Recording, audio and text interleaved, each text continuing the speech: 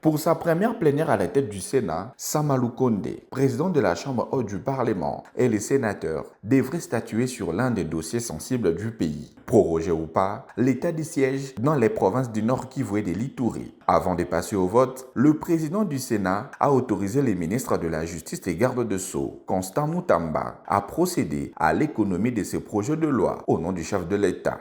L'état des sièges, conformément à l'article 144 de la Constitution, se voit être prorogé tous les 15 jours depuis son instauration sur autorisation du Parlement saisi par son Excellence Monsieur le Président de la République, chef de l'État, après décision du Conseil des ministres.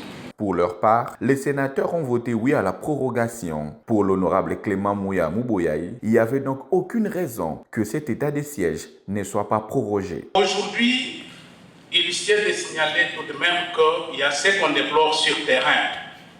Et ce qu'on déplore sur terrain n'a pas pour cause l'état de siège, mais c'est plutôt le comportement de certains animateurs. Cette observation de l'honorable Clément Mouya a été partagée avec effet immédiat par les ministres de la Justice.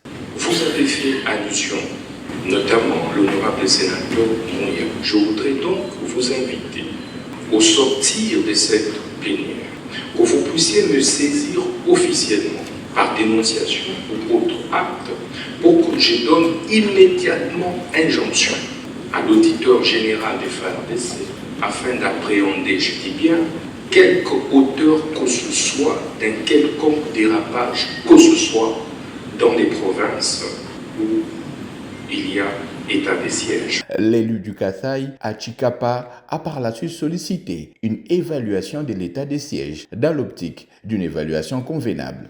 Comme cela est une réalité, moi je peux solliciter que pour ceux qui dérapent ou qui violent la loi, le ministre d'État, ministre de la Justice qui est ici présent, peut donner injonction.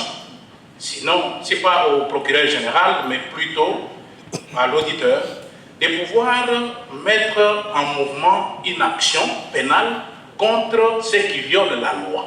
Il tient de noter que 24 heures avant, la Chambre basse du Parlement avait également approuvé la prorogation de l'état des sièges au Nord Kivu et à l'Ituri.